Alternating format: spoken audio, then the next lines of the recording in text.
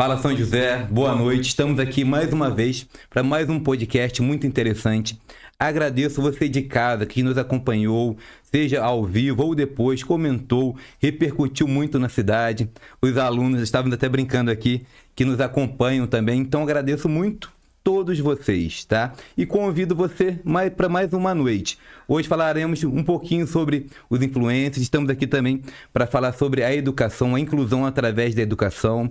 Estamos com as professoras aqui. Já passarei a palavra para elas para se apresentarem e falar um pouquinho também dos seus trabalhos, tá bom? Então, mais uma vez, agradeço você. Fique conosco. Agradeço hoje também nosso patrocinador, também a Admax, que está patrocinando também, tá? Levantar aqui para fazer uma propaganda legal. Agradeço o Sandro, tá bom? O patrocínio. Deixa aqui também para o Instagram para o pessoal ver, né? Agradeço o patrocinador também, que me ajudou, o SOS Caninos também. Então, eu irei passar aqui a palavra aqui para as convidadas de hoje, que iremos falar sobre a inclusão através da educação, tá? Primeiro, eu vou passar aqui a palavra para a professora Bia. Beatriz, se apresenta um pouquinho para a câmera, o pessoal de casa. Seu nome, seu trabalho, quanto tempo na profissão? Boa noite, meu nome é Beatriz, sou professora há 19 anos, comecei minha carreira dando aula particular em casa e dando aula para alunos de ensino fundamental, ensino médio, universitários. E meu trabalho ficou conhecido. Carlinhos, na época, em 2011, como diretor do Cenecista, ele me convidou para dar aula lá de física. Eu aceitei e estou lá até hoje. A gente trabalha já junto há bastante tempo, né? Eu parabenizo aqui, agradeço a presença. Nós estávamos até conversando. Não é fácil, né? Às vezes nós encontramos turmas de 40, 30, 20 alunos e não conseguimos não ficamos nervosos. E falando aqui na câmera, tá? A gente ficava ficando um pouquinho nervoso. Gente, eu peço até desculpa, a gente estava tentando resolver um probleminha técnico aqui, mas resolvido, tá? A Bia depois vai ter mais um pouquinho a palavra, se apresentar no final, as considerações finais. Deixa seu Instagram também depois para as pessoas acompanharem o seu trabalho, tá? A gente sabe que é um trabalho de qualidade. Agora eu vou passar aqui a voz para a Larissa. Larissa também faz um trabalho de qualidade, está conosco na CENEC. Você apresenta um pouquinho também, um pouquinho como surgiu a ideia de professor, quanto tempo como professora? Boa noite, meu nome é Larissa.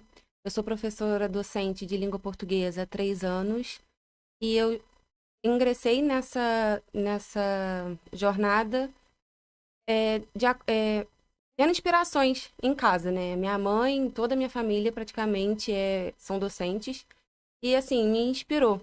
Foi aonde eu me encontrei e hoje sigo como professora. Ótimo. A mãe da Larissa, né? Diretora, Adriana, né? Um abraço em especial para ela.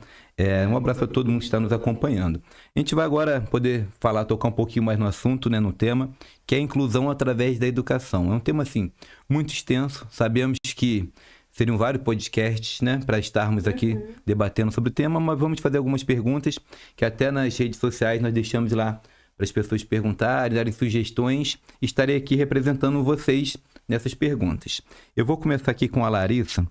Larissa, eu vou fazer até uma pergunta que me passaram aqui, tá bom? Foi o seguinte, para você, o que você pode falar sobre o tema de hoje, que é inclusão? O que é educação inclusiva? Hoje a gente pode considerar essa educação inclusiva como um ensino contemporâneo. O que é o ensino contemporâneo? É o ensino que ele garante a educação a todos, não só a esses alunos inclusos, mas a todos os alunos, trazendo a igualdade, né, de desenvolvimento e de aprendizagem para todos dentro da sala de aula. Ótimo, beleza. Eu vou passar um pouquinho, Bi. Se quiser também, né, complementar, falar também que tem consideração com o que a Larissa falou. Deixa bastante as palavras com você, tá? Gente, pode ficar tranquilo, daqui a pouco a gente vai se soltando mais um pouquinho, né?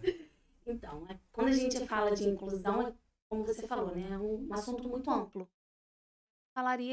Vamos falar sobre isso só. E a inclusão, ela veio acontecendo há pouco tempo. Antigamente a gente tinha o ensino regular, né, e a escola especial. E aí era feito de forma separada.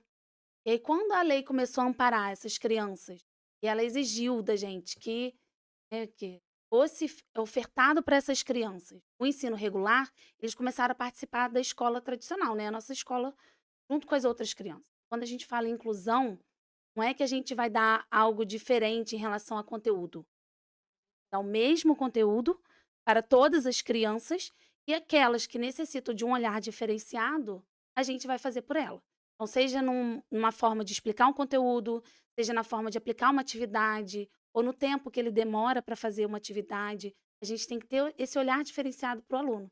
E aí a gente vai garantir para ele que ele vai ter a mesma qualidade que qualquer outro aluno. Então, na verdade, foi o que a Larissa falou, a gente está fazendo a inclusão com todos. Já aqueles que tenham necessidade visual, deficiência auditiva, intelectual, múltipla, não importa. A gente vai estar atendendo a todas essas crianças. Um resumo, assim, igual nós estamos falando, o tema assim, é muito vasto, né? Seria um debate, pensadores aqui para estarmos pensando sobre essa questão toda da inclusão. Resumindo um pouquinho assim, né? Também assim, integrar um pouco de alunos que têm algumas necessidades especiais também na sociedade, no colégio normal, né? Eu vou passar aqui pergunta aqui para os pessoal aqui do Instagram. Vamos lá, vou perguntar, começando aqui com a Bia, tá, Bia?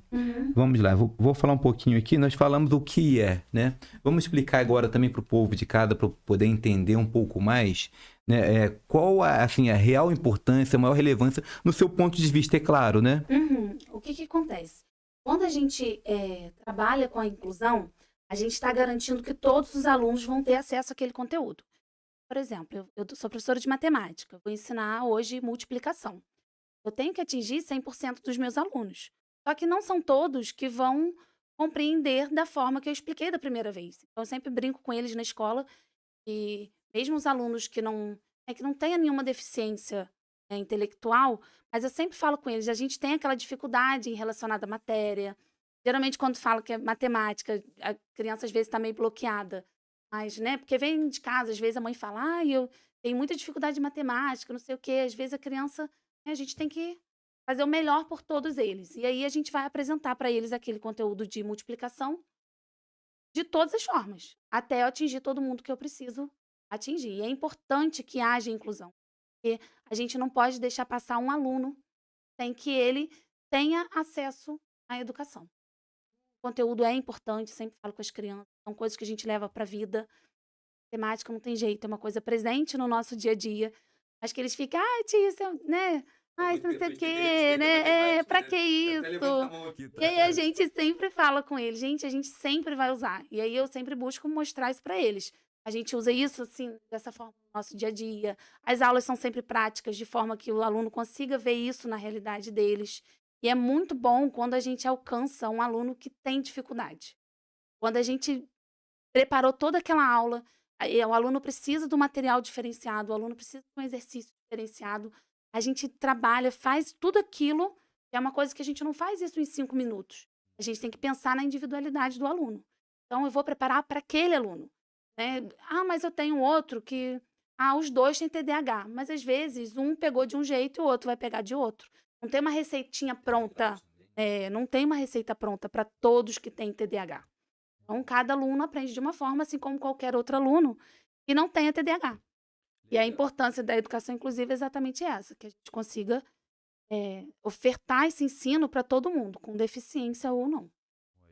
Larissa, fica até um pouquinho difícil de falar, né? A Bia, ela fez não, foi bom, um catado legal, né? É bom que é um resumo para pessoa de casa. A gente sabe que teremos aqui temas mais sérios, temas mais leves, mais divertido, entre aspas, né? Mas a gente tem que entender que são temas necessários para a nossa sociedade, né? Isso quanto é importante. Hoje nós vemos cada vez mais, estive hoje até na PAI, às 14 horas estive numa reunião na PAI, estávamos comentando sobre isso, tá? Com o Evanildo, com algumas outras pessoas, não vou citar o nome de todos que não vou me recordar, né? Falando sobre isso, quanto tem o crescimento, né, dessas situações assim, né?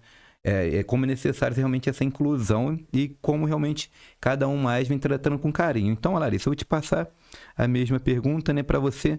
É claro que, do seu ponto de vista, né, para você, qual que é essa importância, né, da educação inclusiva, né? Então, o ensino inclusivo ele é importante, como a gente já falou, porque não engloba somente os alunos inclusos, né?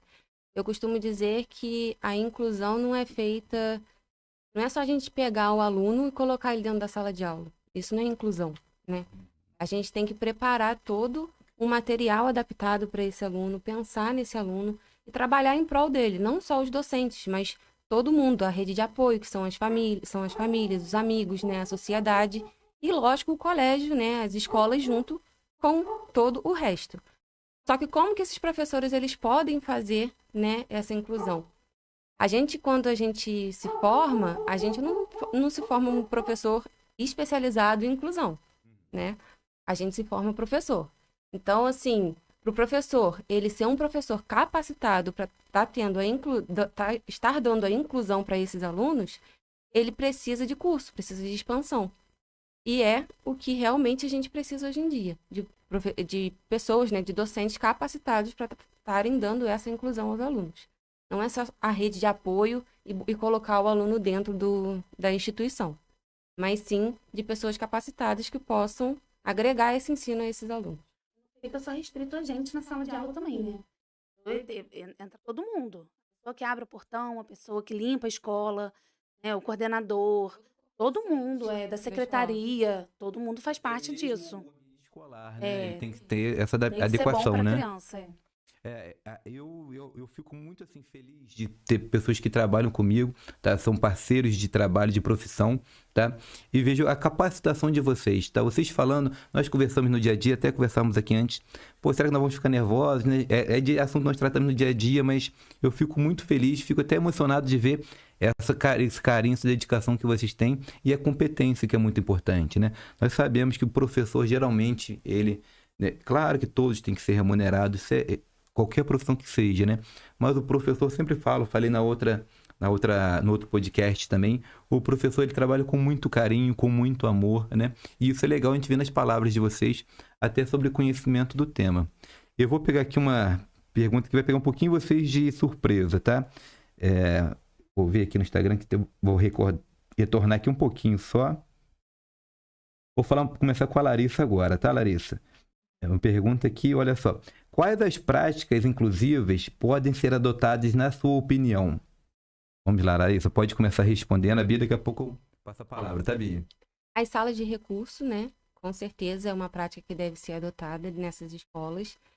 Ela funciona como contraturno, né? O certo seria ter contraturno, porque ela não substitui o ensino.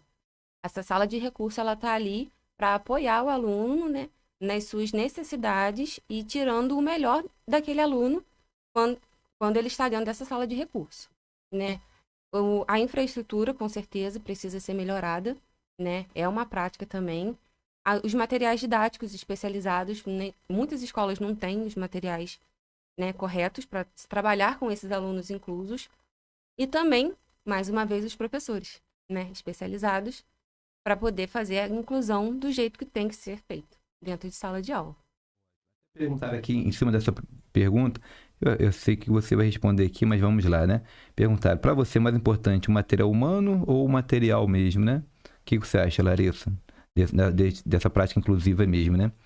Do material humano ou o material pedagógico? O que você acha mais importante? Os dois. Os dois? Os dois trabalhando em conjunto, né? Porque são diferentes alunos, e aí com um aluno funciona de um jeito, com o outro funciona de outro. Então, assim, não dá para saber qual material é melhor. Então, assim, eu digo que é uma troca mútua. Dois. Legal. Peguei vocês um pouquinho de surpresa, né? Galera, pode ficar tranquilo, daqui a pouco a gente vai soltando um pouquinho mais. Beatriz, vou fazer a mesma pergunta, né? Para você, né? Gente, claro que quando falando, o tema é vasto, né? Vou ser repetitivo aqui. Teremos que abordar durante muito tempo, né? Até falaram aqui, mandaram um comentário. Deixa eu achar aqui. Não vou recordar quem que foi, peço perdão. Eu tô tendo muitos elogios aqui para vocês, hein? Depois eu vou acompanhando aqui. Que bom. Pô, muito mesmo. Bom, não vou achar quem é, mas falaram assim, poxa, Rafael, a live tinha que ser mais tempo, tinha que durar mais, tá sendo muito curto. Gente, a gente entende, é o início de um processo, né? Mas E é um assunto atual, né? E essa questão, por exemplo, que nem a Larissa falou, do nosso material didático, né? Escolas ofertam material didático e quando a gente vai falar da inclusão, vê que o aluno não alcança o conteúdo com aquele material didático, eu digo assim, pelo meu contexto, né? A escola tem material didático próprio, e aí tem aluno que não vai acompanhar daquele jeito. Então, eu tenho que preparar um material para aquele aluno. Só que aquilo que eu falei antes, não tem o mesmo material para todas as crianças que têm déficit de atenção. Não tem o mesmo material para todas as crianças autistas. Claro que a gente tem uma base, né, e a partir daquela base, a gente vai puxando de acordo com a característica do aluno. Assim como qualquer outra criança, todas as crianças tem a sua traz uma bagagem de casa. Então eu tenho que respeitar essa bagagem dela. Às vezes a criança chega para mim crua, sabe nada. A criança não demonstra nada para mim e eu preciso retirar isso dela. Então eu preciso ver o que ela realmente sabe. Às vezes a criança tem muita resistência. E aí o que foi o que Clarice falou, a gente pode ter o melhor material de apoio, mas se o humano não funcionar, aquele material não serve, né? A gente precisa ter aquele olhar diferenciado pela criança. Nem sempre a Adriana falou com a gente.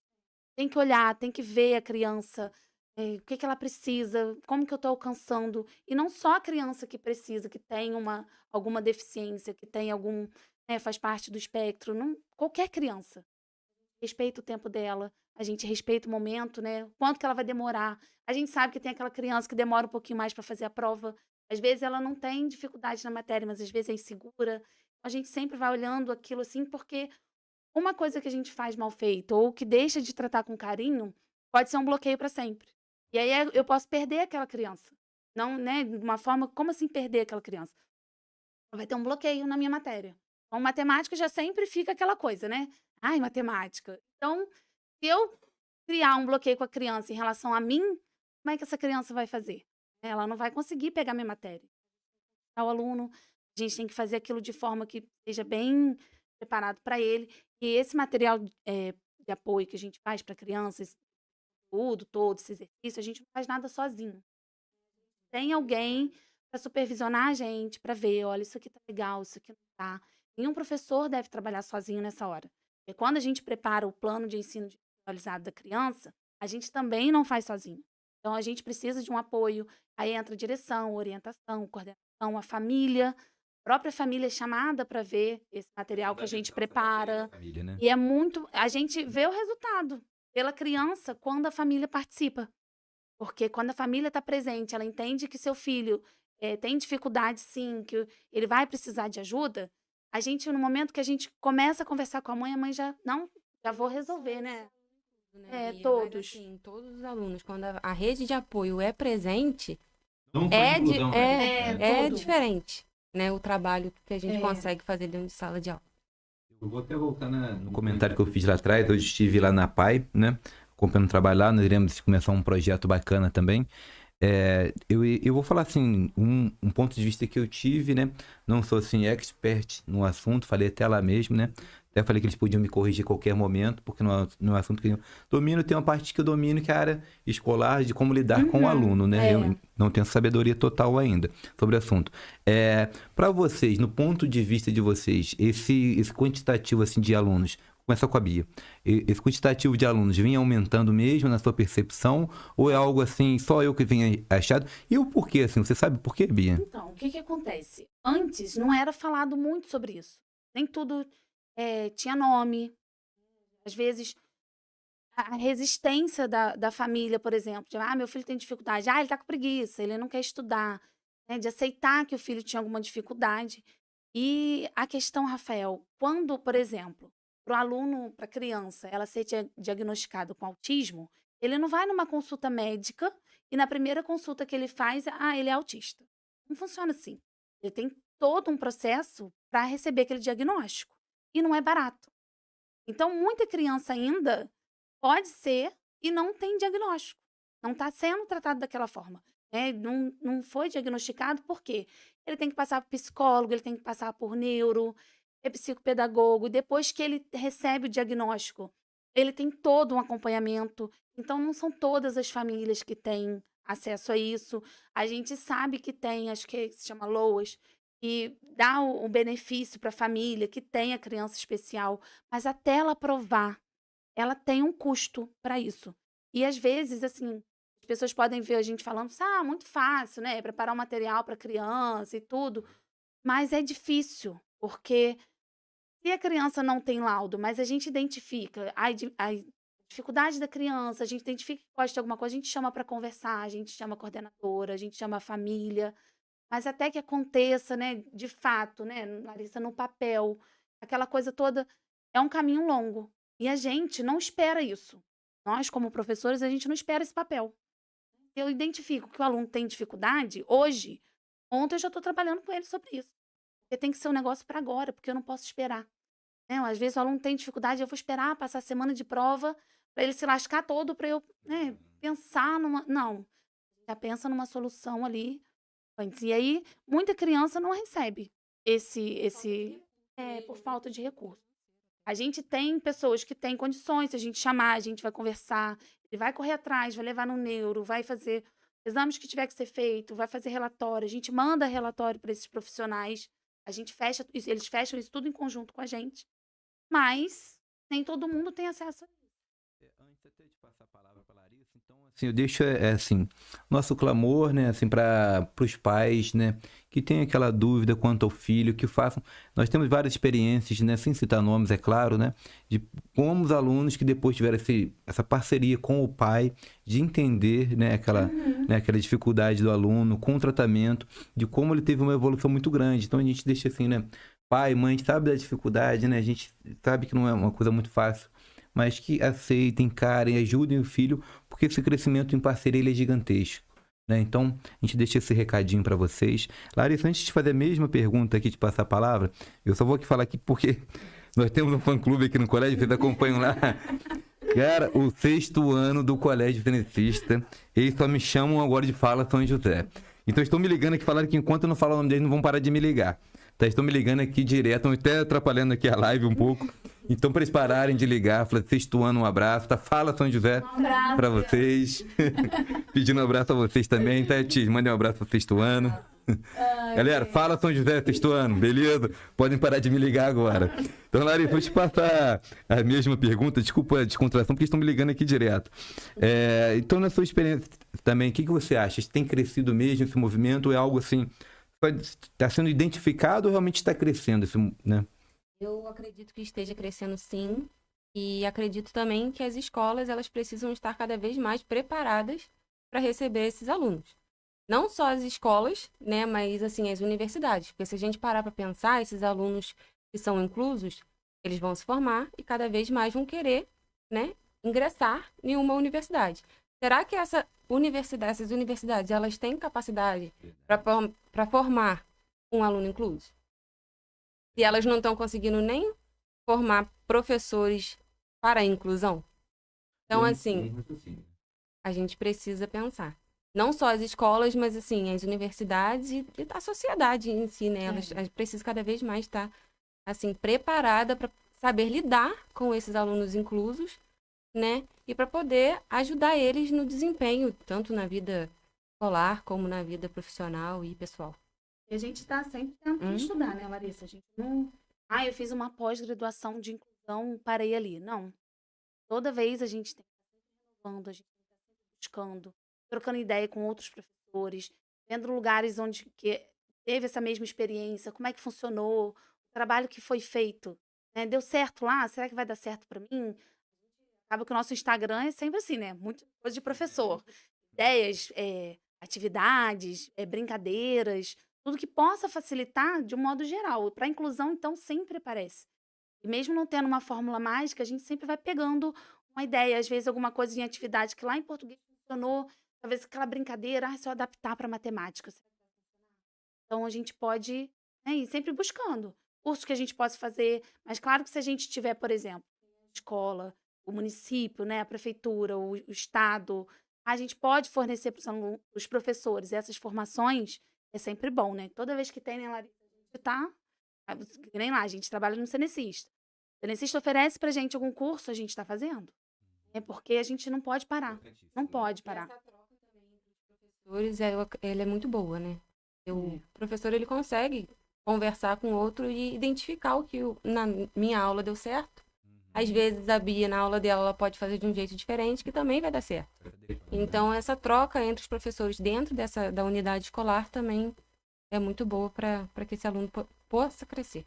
A Larissa, ela destacou algo aqui, como eu falei que eu aprendi no Cuidado com os Animais, no podcast anterior, que eu realmente não tinha pensado nessa questão. Porque é a questão da faculdade, né? Ela capacitar e preparar também melhor, né, o profissional que vai estar atuando, né? O futuro professor, né? Então, que a gente tem esse olhar bastante, né? Mas posso falar, bem inclusivo mesmo. Até o nome, né, do podcast já fala, tá bem bastante focado nessa área. Porque ali ele está se preparando, porque eu digo por mim, na época eu estudei, já tem um tempo, deve ser mais ou menos da minha idade, né? Quando eu estudei, realmente não tínhamos preparação nenhuma. Fomos depois com curso, com aprendizados próprios, né? Tem expansão, né, de curso. Tá, mas hoje em dia ainda as faculdades, né, elas não especializam, né, os professores a fazerem, não ensinam, né, a fazerem E a gente inclusão. encoraja, né, nossos alunos que têm essa dificuldade no aprendizado, né? A gente encoraja eles a que eles podem fazer tudo, né? Quando sair da escola. Tem um leque de oportunidades para isso. Então, quando a gente chega na vida real, né, que a gente fica preocupado. Será que ele vai conseguir? Será que ele não vai se decepcionar? A gente fala sempre muito sobre isso. A gente está em sala de aula, né, Rafael? Não é só conteúdo, né? Não é só, a gente não tá ali passando para o aluno só aquilo que a gente sabe na hora de armar e fazer uma conta. A gente conversa com o aluno, a gente tem aquele tempinho para ouvir ele. Às vezes o aluno quer falar alguma coisa que às vezes ficou meio assim de falar em casa, fala com a gente, né? E aí a gente faz aquela troca.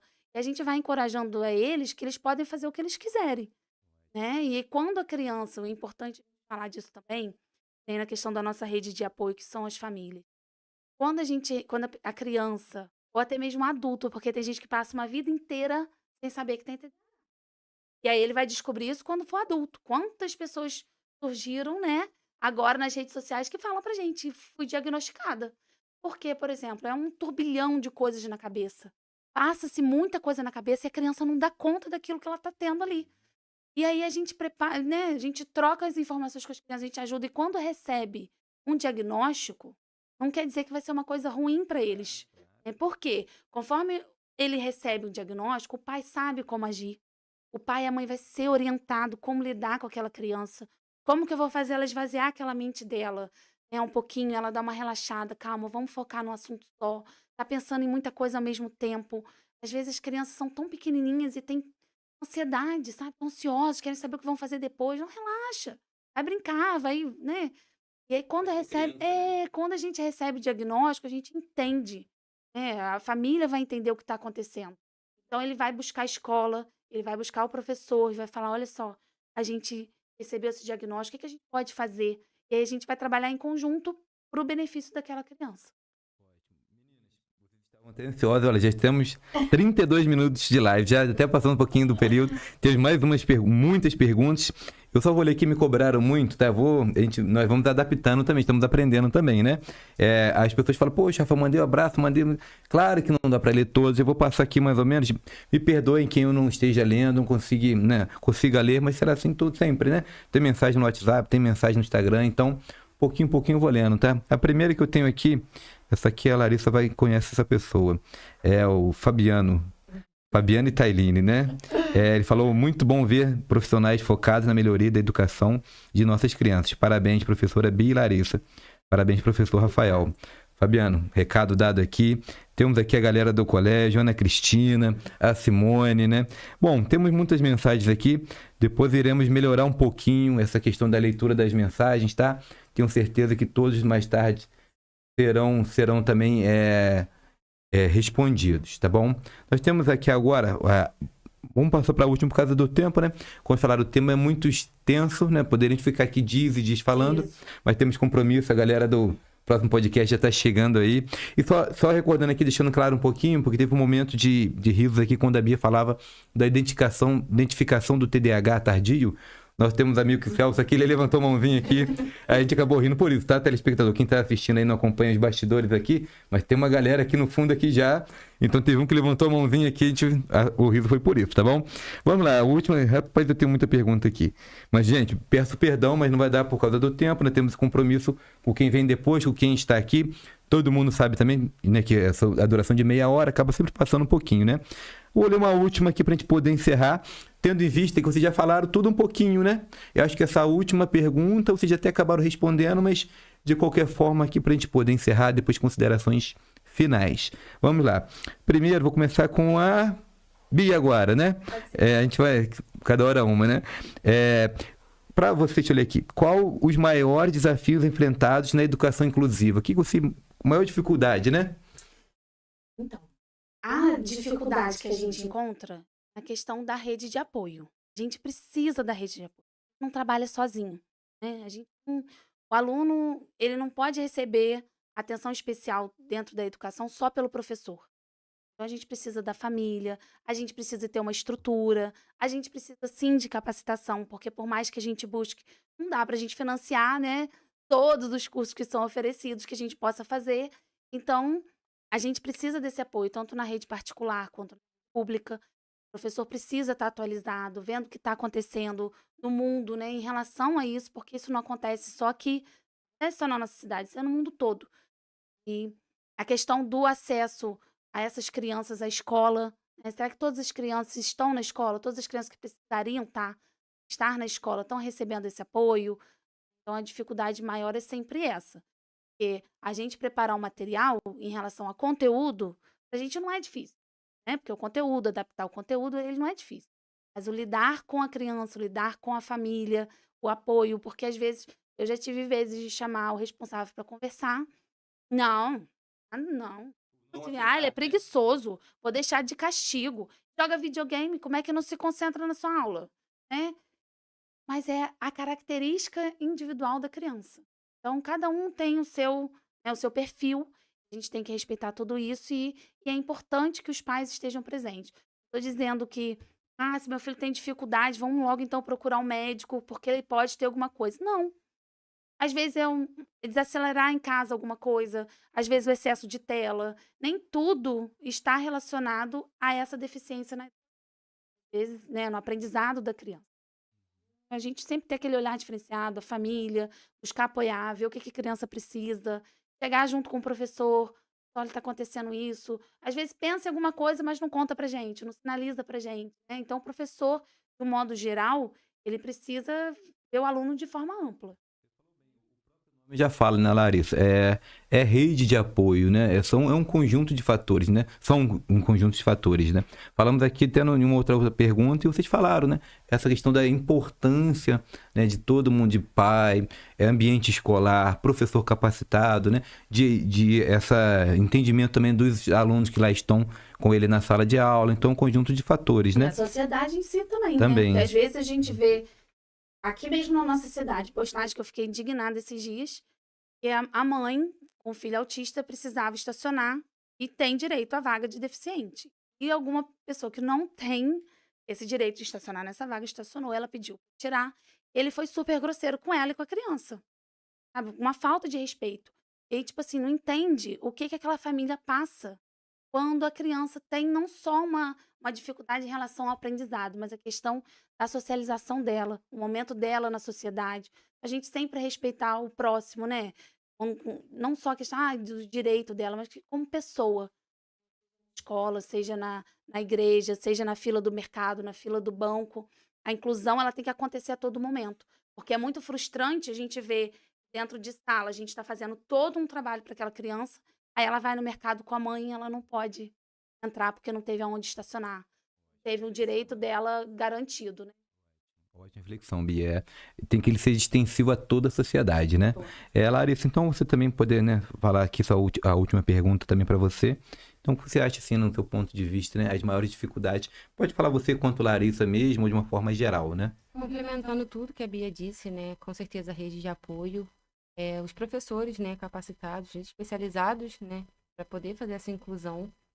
E também a infraestrutura, né? Não só assim das escolas, mas da cidade num todo, para que esses alunos eles tenham fácil acesso ao ensino ou à sua vida mesmo pessoal, né? Que eles consigam ter acesso, como qualquer pessoa. Ser dignos, né, pelo menos de viver nessa sociedade, né? Galera, temos aí 40 minutos, tá bom, viu? Foi passando leve no começo, é ruim, depois vai fluindo, né? Gente, infelizmente, né, temos que encerrar. O assunto é longo, é extenso, poderíamos ficar várias vezes, mais uma vez eu repito, né? Mas aí, gente, eu vou só deixar aqui para vocês passarem considerações finais. E agora aqui eu tenho o 8º ano tá me cobrando aqui. Pô, puxar saco do 6º ano, 8º ano. Um abraço, um beijo pra vocês também, tá bom? Um beijo a todos. Estamos aqui hoje com professores de matemática e português, uma matéria que não são fáceis, né? Gente, bom, pra gente poder encerrar aqui, só de forma descontraída um pouquinho, um assunto muito sério, muito extenso, né? Primeiro, meninas, Beatriz, né? Larissa, agradeço muito vocês, tá? Eu sei que falar diante das câmeras não é fácil, a gente fica estranho um pouquinho, né? Um objeto estranho na nossa vida. Mas vocês vão se adaptando. Daqui a pouco tem uma galera aí que é experiente em falar nas câmeras, né? Já estão mais tranquilos ali, né? Não, tô nervosa aí, Vitória. Então, galera, só pra gente poder encerrar aqui, agradeço muito vocês. Parabenizo de coração mesmo. Tô falando aqui o Rafael legislador, o Rafael professor, o Rafael amigo, tá? Admira muito vocês quanto profissional, tá? Vocês são exemplos para mim, tá? Independente se um está mais tempo, eu acho que até porque eu sou mais... Eu não sei, é mais velho. acho que eu sou mais velho no colégio de profissão, tá, gente? Deixa guardado aí, tá? Mais experiente, mas mesmo assim a gente aprende sempre, tá? Larissa agora tem 2 anos, Larissa, no colégio? 3 anos, né? Mas a gente aprende muito da mesma forma, tá bom? Então eu agradeço vocês. Vou passar vocês para as considerações finais, quiserem mandar um abraço agora, para quem está acompanhando. Muita gente acompanhando, infelizmente eu não consigo mandar mensagem para todos aqui. Vitor tá aqui, a gente tinha até uma tarefa para você, Vitor, tentar melhorar um pouquinho isso daí, esse nosso bate-papo, mas o tempo também parece muito, mas é curtinho, né? Vamos lá, pra gente poder encerrar, né? Larissa, a câmera é sua, suas considerações finais, fala um pouquinho do seu trabalho, o Instagram que você tem lá também da professora Larissa, né? Gente, eu tenho um Instagram que fala, que eu divulgo um pouco, né, dou dicas sobre língua portuguesa. Vocês podem seguir, é Prof. Larissa MTTS. Eu quero mandar um beijo para todos os meus alunos e para todo mundo que assistiu. Muito obrigada. Beleza, agora é o momento da propaganda de vocês. Beatriz também tiver fazer propaganda de quem for, não tem problema, até aqui é o espaço aqui é da população, é você, Vale Rio Pretano, aqui estou aqui só te apresentando. Tudo que você me cobra, me fala no dia a dia, na rede social, estou aqui para te representar. Então, Bia e Beatriz, né? 10 considerações finais para o povo aí, pode ficar à vontade. Gostaria de te agradecer, Rafael, pela oportunidade. É sempre bom a gente falar do nosso trabalho, é bom estar envolvido nisso. Uma coisa que, quando a gente escolhe ser professor, não é porque a gente ama, né? Porque a gente ama muito essa profissão e a gente faz com gosto o que a gente vai ensinar, a gente tá sempre empolgado, a gente é muito bom falar. Eu gosto muito dessa área. Gostaria de mandar um beijo para minha família, que está assistindo também, os meus alunos. Amanhã temos matéria nova, tá? Fiquem tranquilos, muito dever, tá? E foi muito bom participar, gostei. E obrigada. Aqui estarão mais uma vez presentes caso queiram, tá bom? Obrigada. Galera, agradeço vocês a participação, estarem conosco assistindo. Deixa avisado aí, o Luiz já está ali, a Vitória, todo mundo se preparando, se maquiando, né? Tirando o suor um pouquinho do rosto aí. Estaremos em breve aí. Mas daqui a pouquinho, uns minutinhos, né? Só pra gente poder acertar os detalhes. Agradeço, Beatriz e Larissa, mais uma vez. Tá bom? Muito obrigado. Fala, São José, daqui a pouquinho retornamos.